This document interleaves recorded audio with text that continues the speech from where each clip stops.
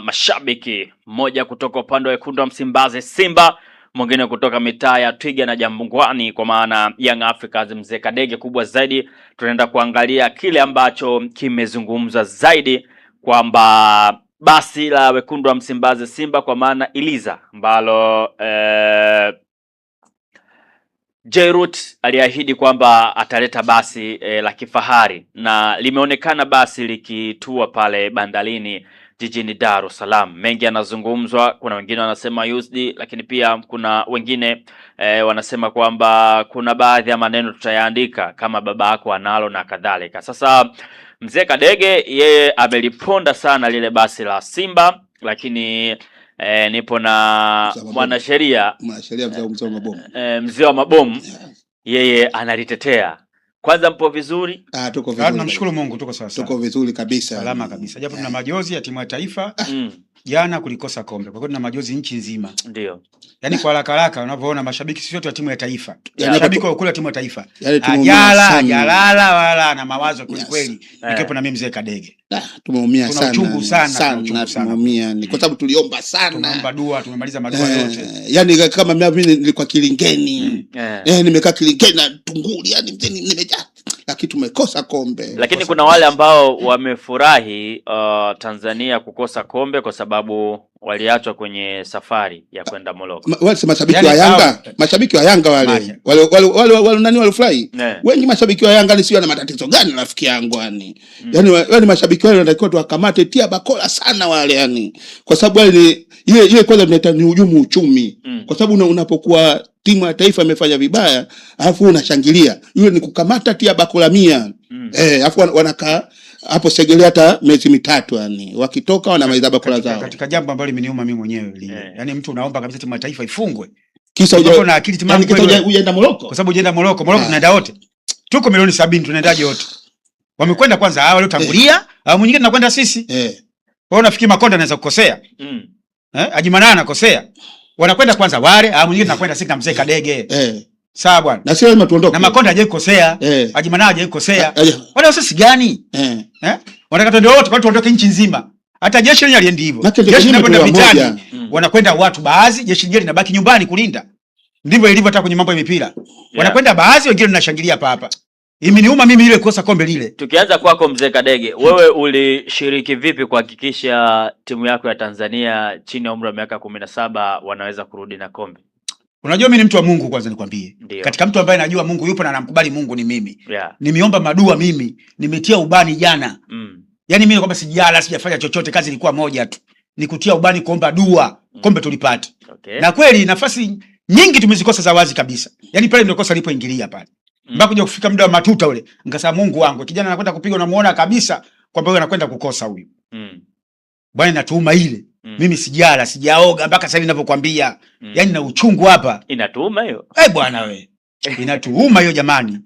Haijawahi kutokea kwa kweli. Mzee wa mabomu, nao ulishiriki vipi kuhakikisha Tanzania wanarudi na kombe? Mimi afya yangu nilichoshiriki mimi hapa cha kwanza kabisa jana nilikesha Kilingeni. Yani nimekesha Kilingeni ili mradi wale watoto warudi na kombe. Lakini yani mimi kichoniuma pale yani kuna watu wengine yani walikwenda yani wao baada ya kwenda kushangilia wao wanatuonyesha wanakula kuku yani. Sasa sisi tumepeka kwa mkale kuku, tumepeka kwa mkahamasishe watoto wale.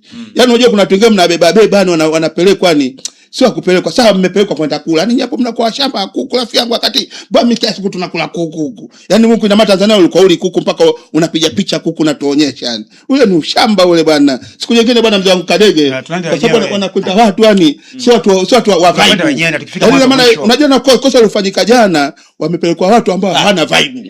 Yani sio shangiliaji. Kwa sababu mtu kacheshe bakuku kakaa. Kashangilia goli afa kakaa. Yani pale ndio ile vibe ile mwanzo mwisho. Wale watoto pia wakiangalia jukwani huko wanaona kweli watu wanashangilia. Wewe sio kuniona mimi wakati Yanga inacheza pale KMC au hapo Azam popote pale Yanga anapocheza sio kuniona? Hamna mwanzo mwisho kama hata kocha afanyi kazi ninayofanya mimi. Mwanzo mwisho mpaka kupanga kikosi. Kwa sababu unajua wabunge walikuwa wengi yani. Watu wenye vitambi wengi yani kuliko washangiliaji. Sasa ina maana ikitokea nyingine tunatakiwa yani watu wale washangiliaji wale watu wa mpira wale washangiliaji ndio twende. Sio mnachukua nani hawa passport za kusafiria mnazo mama yangu. ya miaka 10. Yaani ndio passport tena kubwa, passport kubwa ile. Unafahamu mchezo nini? Ya kwenda kwa duniani kokote hata China huko. Unakwenda tu. Sasa unakosaje passport na wewe? Yaani mshabiki wa Yanga una akiti mama ukose passport. Labda uwe Simba huko ndio watu ajabu. Watu wa Simba. Siwezi kujua. Sasa sisi watu wa Simba ndio wengi tuna passport. Kwa sababu watu wa Simba wengi tunasafiri. Umesikia? Watu wa Simba ndio wengi tuna nini passport kuliko hawa. Au wewe passport wewe unayo passport? Wewe kubwa. Ya kwenda nchi yoyote nataka utolewe wapi passport? Mwanzo shenda Japani, shenda Marekani, Canada. Wewe Japani ndio unajua vizuri wewe. Wewe utaenda Japani kufanya nini bwana mzee Kadege bwana? Wewe mnaenda kuharibu mechi kwa mpaka tunatolewa ndio nini? Alafu na katika ile mechi nao watu walitia gundu sana watu wa Yanga kwenda. Wao kina bodi Yanga kwenda. Wao nilivyoona wale tu. Alikuwa anaonyesha kuku nani? Bwana yule Dr. Mola. Sasa yule naika Dr. Mola anaonyesha kuku. Anaonyesha kuku la vijana. Mashabiki wa Yanga wewe. Mzee Kadege nchi gani ambao umeenda mzee Kadege? Nchi ambao umeenda? Ujerumani, Canada, Brazil huko, Uruguay, Chile. Umeenda kufanya nini? Mimi mzako ni mtaalamu wa ufugaji wa kuku ama kisasa taarifa yako. Kadege. Ila Kadege una mwanamke mzungu. Bwana. Wa taifa gani yule? Wa Ujerumani Magharibi, sio yajui. Unamwona kwa kitu kumtoa wapi? Naye watu wanamchukua juzi yule mchukua ni Mswahili sasa. Tena yule Mswahili. Alipotoka Mswahili umepata mzungu. Kumbe wewe na habari huyo. Sasa mzungu unatakiwa niulize mimi ambaye mimi unajua mimi ni mwanasheria ambaye nimesomea London kule Uingereza ndio nimesoma mimi. Kwa mimi nimetembea sana kwa sababu hapa bibi hapa nimetembea passport mimi nayo kwa sababu mimi nimetembea hii kesi ya nani hawa Senegal. Na kudai kombe kutaka warudishe. Mimi sio nasimamia. Kwa mimi unakuta natembea miji mingi, nchi nyingi mimi natembea kwa ajili ya kwenda kusimamia kesi. Na ndio maana mimi nimekuja tu kwa muda ni kutoka Uingereza kuja Tanzania hapa nimekuja kwa muda tu kwa ajili ya kusimamia kesi ya nani ya Bwana Wilson Huruma. Ndio kilicholeta Tanzania. Lakini hizo muda wote mimi narudi kwetu London. Taarifa ambazo ninazo kutoka kwenu watu wa Simba, mmempa ujauzito bwana mke wa Kadege ambaye alimweka bondi akisema kumtoa 100,000 lakini amerudi ovyo, sio amemwaribu na nini sijui. Kavimba hapa. Na ndio maana bwana mimi amenifuata. Amenifuata ili bado mimi nisimamia hii kesi. Na tuna mpango Mnandi tumfunge. Kwa nini? Sasa kwa sababu yeye kamchukua shemeji katika mkataba wake mimi nimeusoma ule mkataba. Ule mkataba hausomi kama yule mwanamke alina mimba. Yaani yeye tu amchukue tu afu akishalipo hela yake mwanamke arudi bila mimba. Sasa mwanamke amerudi na mimba. Sasa kama mwanamke amerudi na mimba ina maana pa kisheria hapa inabidi kama huyu mwanamke bwana Mnandi tumkabidhi yule mwanamke, umeelewa? Alafu na alipe gharama. Kama atashindwa kulipa, basi sisi tunabidi tufungulie kesi. Mimi nimeangalia mkataba usemi kwamba amweke mimba. Anarudi kavimba. Aeleweke nyuma mbele. Yaani akweke nyuma wapi mbele wapi? Sasa hivi Kadege anapata tabu ya kununua mzuri kabisa, fresh kabisa. Tumbo liko ndani kama ajala vile. Lakini kuja kurudi ana manundunundu kavimba mbele nyuma eleweki katikati hadi wewe umjui kama ndo huyu. Sasa Kadege unawivu gani wakati unaye mzungu? Mimi ndo maana nikamtafuta mwanasheria huyu. Na huyu Simba mwenzao. Unaona pazuri hapa. Mwanasheria mwenyewe ni Simba mwenzao. Kwa hiyo kesi itakuwa nzuri kweli. Huwezi kurudisha mwanamke mwenye mimba mimi. Mimi sikumtoa mama mwenye mimba. Sawa bwana. Kwa hiyo kina Mnandi ameenda naye alikoenda huko. Aliporudi yuko tofauti. Yaani mimi naniuma hiyo jamani. Kwa sababu kafuni kama sasa nikasema nakwenda kwa mwana Simba mwenzao mwanasheria mkuu ambaye akamsaidia Huruma ili apambane na Mnandi. Na Mnandi kama ndani ya siku 7 hajakuja kujieleza. Mwanamke karudi hivi. Mbona mjamzito? Mwanasheria huyu moja kwa moja Kisutu. Au tumpigie Mnandi. Kuna mtu ana mawasiliano na Mnandi? Tunayo. Sisi tutampigia. Lakini mimi ninachomwambia kwa sababu sasa hivi hapa mzee sasa hivi ameingia gharama za kununua udongo, mara si maembe mabichi. Zote hizo gharama unajua zote hizo unajua katika hesabu hizo. Yaani nakwambia wewe acha tu. Hizi zote kwenye hesabu zako hiziweke. Ina maana hizi gharama kwanza alivyoharibika kavimba. Kwa nini avimbe hapa? Kwa nini hapa avimbe hapa? Kweli Mnandi mimi ni Simba Sports mwenzangu. Mtu hajapigwa ajifanyaje bali kavimba hapa.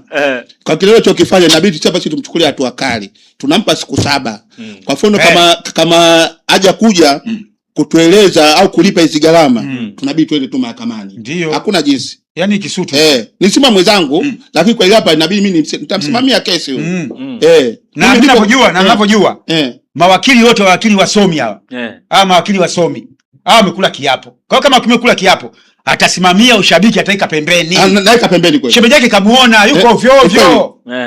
Yaani katika jambo ambalo limeniuma mimi, Alivyomchukua yuko vizuri, flat. Anakuja mtu tena kavimba bila kupigwa. Sio umemfanya kitu gani huko jamani huko?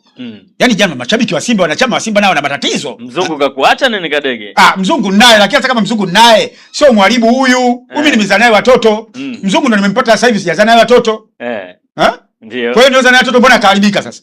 Anakuja mtoto wa ajabu ajabu. Ukija kuleta, kwanza nikwambie hizi damu za ajabu ajabu. Na wewe inaitaka si damu, si ukavimba, si ukapigwa, hata sielewi. Na kama damu za ajabu